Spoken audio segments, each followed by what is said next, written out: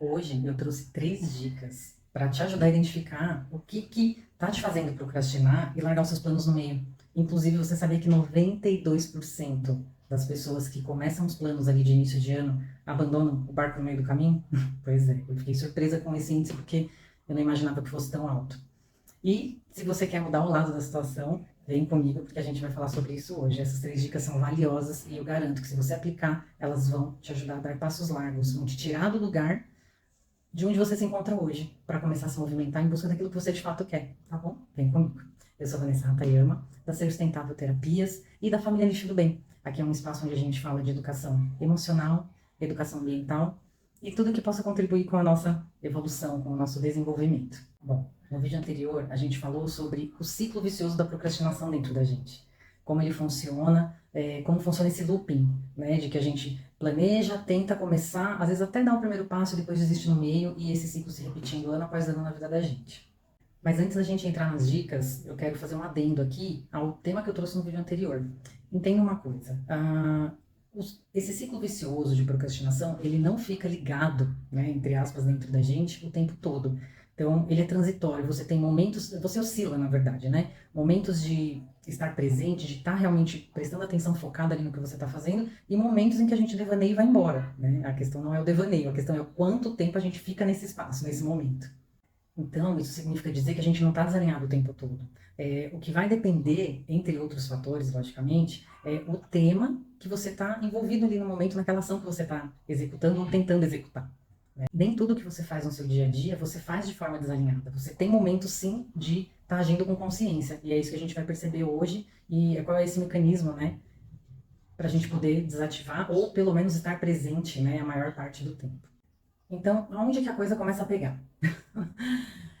Normalmente, quando a atividade em que você está envolvido, ela vai te levar, vai te conduzir para um resultado desconhecido, é nesse momento em que o seu corpo costuma buscar artifícios para poder sair desse lugar e não seguir com a tarefa. Por quê? Se você está executando uma tarefa que vai te levar para um lugar novo, isso quer dizer que o resultado vai ser desconhecido, a sua mente não conhece. Então isso assusta. E a função da nossa mente é nos proteger. Então ela usa os artifícios que ela tem para isso, certo? Por exemplo, se eu tenho um peso X hoje, é porque ele é resultado de hábitos alimentares, às vezes uma condição de saúde e de coisas que eu venho fazendo do mesmo jeito e que me trazem este resultado, certo? Se eu quero promover uma mudança, sei lá, eu quero perder peso, então é uma mudança, eu quero mudar o peso que eu tenho hoje. Só que para eu mudar, eu preciso ter atitudes diferentes das que eu tenho hoje, porque as mesmas atitudes vão continuar te levando para o mesmo lugar. Então aqui já se apresentam 2 desafios, porque o primeiro deles é o seguinte: quando você decide mudar, você sai do piloto automático. Isso é um mecanismo também da nossa mente para que a gente gaste menos energia. Né? Lembra, nossa mente trabalha sempre na base do mínimo esforço. Isso não é ruim, a questão é que a gente precisa saber aplicar esse recurso. Né? A mente é uma ferramenta para ajudar a gente, não para atrapalhar. Só que quando você escolhe algo novo, você vai precisar funcionar mais tempo consciente, na presença, alinhado, focado, e isso demanda energia. Então, esse é o primeiro desafio, você se manter mais tempo focado quando a sua mente busca o contrário. Inclusive, tem um livro bem interessante sobre esse tema que chama Rápido e Devagar, Duas Formas de Pensar. É do Daniel Goleman. É um livro incrível, eu estudei esse livro num curso que eu fiz sobre marketing, viéses cognitivos, enfim. E eu vou deixar o link aqui embaixo da nossa parceria com a Amazon para que você possa adquirir o livro se você tiver interesse, mas é uma leitura que eu super recomendo, porque ele mostra como a nossa mente funciona para você poder desmontar esse esquema, ou pelo menos mudar e usar ele a seu favor. E aí vem o segundo desafio. Se eu estou propondo alcançar um resultado novo, eu não conheço esse resultado ele é desconhecido. E aí a gente cai naquela velha história, como diz uma amiga minha, do velho e bom furor de cocô. Ele não é bom no fim das contas, ninguém gosta de estar mergulhado no cocô, só que é um lugar que você já conhece, por mais que seja ruim, ele é conhecido para sua mente. E ali, de certa forma, é confortável, porque mesmo que o resultado não seja o que você espera, é um resultado conhecido. Lembra que a mente da gente tem muito medo do desconhecido e ela busca por modelos, repetições de coisas que ela já possui ali na base de dados. Então, qualquer coisa que possa remeter a um resultado diferente, que ela não consegue prever, entre aspas, né? Isso dá um certo pânico. Então, mais um mecanismo que a gente precisa aprender a lidar para usá-lo a nosso favor. E aqui fica muito clara a dualidade que a gente tem fora de nós, mas que também manifesta o que está dentro de nós, porque se a gente tem um lado que é genuíno, que busca o evoluir, o conhecer, o novo, a gente também tem um outro lado que é moldado pelas experiências que a gente viveu, pelas coisas que a gente experienciou, sentiu, e aí fica esse conflito. A nossa grande busca é conseguir o equilíbrio entre esses dois lados. Não é deixar nem que um e nem que o outro domine. Então, são ferramentas que a gente tem dentro de nós que a gente precisa aprender a usar conforme a situação. Então, é o seu eu observador que vai conseguir fazer essa análise e esse uso, né? Lógico, a gente não consegue ter consciência 100% do tempo.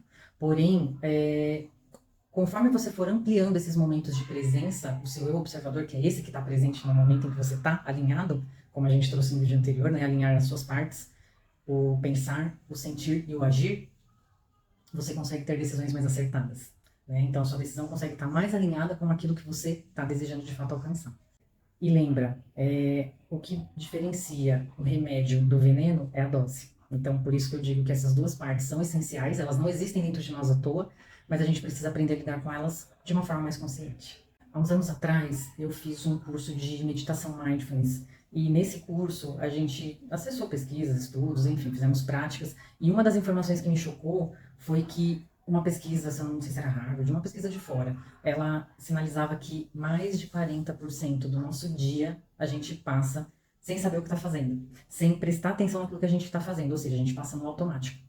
Mas esse é um número muito longo, por isso que muitas vezes a gente chega no fim do dia e não sabe aonde foi o nosso dia, né? Em que momento que o seu tempo se perdeu, escoou e você não conseguiu fazer muitas vezes nem metade do que você tinha programado. É por conta disso. O que a gente conclui disso? Fazendo link de novo com a aula anterior, que inclusive se você não viu, eu vou deixar o link aqui no final do vídeo para que você possa assistir e acompanhar a série por completo, para que você possa fazer sua mudança embasada, apoiada e resolvendo tudo o que pode te atrapalhar nesse meio do caminho, tá bom? Bom, meu corpo físico está aqui no presente, mas e os meus sentimentos, as minhas sensações, elas estão presas em que lugar do passado? Porque lembra, na aula anterior eu te falei que a nossa mente viaja para o futuro e o nosso sentimento vai para o passado. Ele fica preso no passado em algumas situações que a gente passou lá. Então, a grande pergunta é, quais são essas situações? E em contrapartida, minha mente, por que ela se projeta para o futuro e sempre com essas previsões terríveis, catastróficas, de coisas assim, que a nossa mente vai muito longe, para evitar que a gente saia do lugar e possa passar por isso tudo, né, uma possibilidade, né, de passar tudo isso outra vez. Só que a nossa mente, ela traz como se aquilo fosse uma realidade, como se fosse acontecer. E por que isso tudo acontece? É importante a gente entender aqui que o nosso poder reside no agora, gente. A gente só existe o agora, só esse momento em que eu tô falando, que eu tô gravando esse vídeo, é só esse momento que é real. O passado, ele passou, ele é uma lembrança. Pode ser boa, ruim, pode ter traumas me prendendo lá no passado, mas ele não volta mais. O teu passado, ele não pode te definir, ele não pode definir as suas ações presentes. A gente precisa sim aprender de uma forma saudável a tirar as lições desses acontecimentos para que a gente não repita. Mas quando você está preso no trauma, quando você não processou bem aquela informação no passado, é como se você estivesse viajando constantemente para lá. E isso não é real. Então o que é real é o agora, a gente só tem o presente. Por isso que a gente precisa estar focado, alinhado com o presente, para que você tome decisões de forma a não repetir o passado. Eu queria dar uma outra dica de livro aqui também, que é muito, muito bom esse livro. Ele fez uma diferença assim na minha vida, eu já recomendei ele outras vezes, mas eu acho que ele cabe nesse tema que a gente está trazendo aqui, chama O Poder do Agora, do Eckhart Tolle. Esse livro, gente, ele te traz uma realidade, assim, do presente, que ele traz o poder mesmo de você se sentir, de você se sintonizar com o agora. Então, vou deixar o link aqui embaixo também, da nossa parceria, e se você quiser dar uma olhadinha, não leu ainda, eu super recomendo. Ele vai ser importante, vai ser uma ferramenta importante para essa sua trajetória.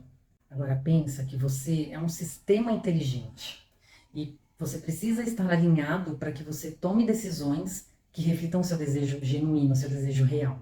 O seu corpo, ele é uma ferramenta de execução, enquanto a sua mente, ela é uma ferramenta para manifestar o seu sentir. E o seu sentir, por sua vez, é a ferramenta que cria as situações, que vai poder criar o futuro, como todo mundo fala, né? Que a gente está hoje criando o futuro. Mas a gente só cria o futuro estando alinhado, equilibrado aqui no agora, aqui no presente. Então, dito tudo isso, eu acho que ficou claro que nosso objetivo aqui é estar presente, alinhado e equilibrado para que a gente consiga tomar decisões que realmente nos tirem do lugar, certo? Mas antes, eu quero te falar que isso aqui é um exercício prático, tá? Então, pega um caderno e anota tudo, porque isso, além de tudo, esse relato ele vai te servir no futuro, mas ele vai te servir nesse momento para orientar melhor os exercícios que eu vou passar aqui, tá bem?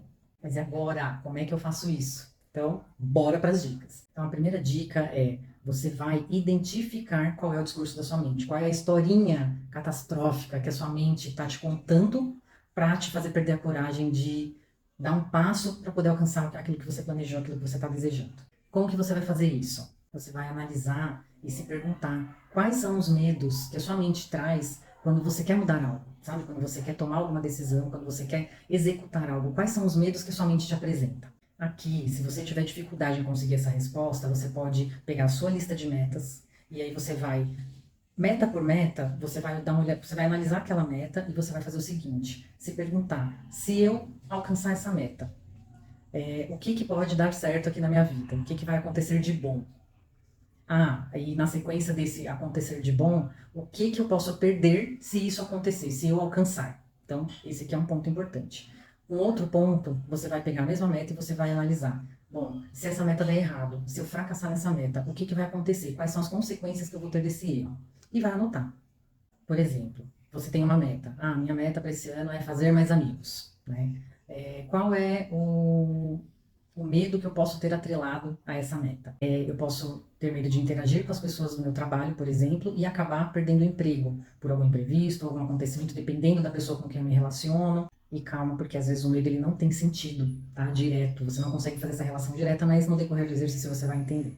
Segunda dica: você vai descobrir, você vai tentar entender por que que a sua mente faz isso, por que que ela está agindo dessa forma. Então aqui você vai mapear quais são os acontecimentos do seu passado que podem estar influenciando esse pensamento, podem estar embasando esse pensamento. Que experiências que podem ter relação com esse medo. Como você vai fazer isso? Você vai pegar aquela lista de medos que você relacionou ali na primeira dica e vai analisar que situações que você já viveu, já experienciou no passado, que podem estar influenciando ali nesse medo, que podem estar por trás desse medo. Por exemplo, uma experiência passada, possível para esse exemplo que eu estou trazendo aqui, é o seguinte: na época de escola, essa pessoa aqui já é um adulto, mas na época de uma criança ali, adolescente, pode ser também, tinha um grupo de amigos na escola, se desentenderam e, por conta disso, essa pessoa passou a se sentir deslocada, ela passou a não ter mais interação com os colegas da sala, ela sente que algo se quebrou ali dentro dela. Só que isso não ficou bem resolvido naquele momento, ela não tinha recurso para resolver aquilo no momento em que a situação aconteceu. Então, a partir dali, ela passou a ter uma dificuldade de interação com os colegas de escola, precisou inclusive trocar de escola, né? É um caso bem factível aqui. E por conta disso, desde então, ela passou a ter dificuldade de interação com outras pessoas nos seus ambientes sociais. Veja bem, nesse exemplo que eu trouxe, além dela ter perdido o grupo de amigos, que aqui a gente não está questionando o que motivou, por que foi culpa, quem teve, quem não teve, não é sobre isso, é para entender o resultado, tá? De qual foi o ponto de vista dessa pessoa no momento em que ela viveu aquela situação. Ela perdeu o grupo de amigos, se sentiu deslocada e por conta disso ela precisou trocar de escola, porque ela não se sentia mais encaixada, pertencente àquele grupo. E a terceira dica: você vai analisar, você vai observar quais comportamentos e atitudes que você tem hoje, no seu presente, que você executa, que podem estar depondo contra a sua lista de metas. Então, por exemplo, eu quero fazer mais amigos. Então, o que você precisa fazer para isso? Eu preciso interagir com as pessoas, buscar formas de conversar, puxar assunto, enfim, interar, né? Se inteirar mesmo ali da vida da pessoa, puxar uma conversa, enfim. E você faz isso na prática? Ou você evita? Eu evito frequentar ambientes que tenham muitas pessoas desconhecidas ou pessoas que eu conheço muito pouco, já para que eu não tenha que interagir com elas. Percebe? É um comportamento que ele está te levando contra aquilo que você está buscando. Um outro comportamento possível é quando você deseja interagir e fazer mais amigos, mas você se coloca de uma forma no grupo de WhatsApp, no grupo do trabalho, onde você interage com as pessoas, de um modo que você demonstra na sua atitude que você não quer interação. Então a pessoa te convida, eu não posso, amanhã eu não posso. Às vezes você pode, mas você está dando desculpa para não ir. Você começa a arrumar pretexto para não interagir com as pessoas. Então a sua atitude ela está indo contra o que você deseja. O seu desejo é fazer amigos, mas a sua ação ela está sendo contrária. Ela está te levando, ela está dando informação para essas pessoas do contrário, de que você não quer interagir com elas. Bom, agora que você já entendeu como funciona o ciclo vicioso da procrastinação, como a gente trouxe no vídeo anterior, e as dicas que a gente trouxe aqui hoje para que você possa mapear e identificar esses comportamentos, pensamentos e sentimentos que estão te levando para a procrastinação, que estão te mantendo presos aí no mesmo lugar, no próximo vídeo a gente vai falar como você lidar com isso que você identificou. Olha, então tá, descobri que eu tô procrastinando. Foi porque eu descobri esse trauma que eu tive na infância. E agora, o que eu faço com isso? Então, no próximo vídeo a gente vai falar para você como agir com o que você encontrou, que ferramentas você tem, que você já dispõe dentro de você, para que você possa lidar com isso que você encontrou.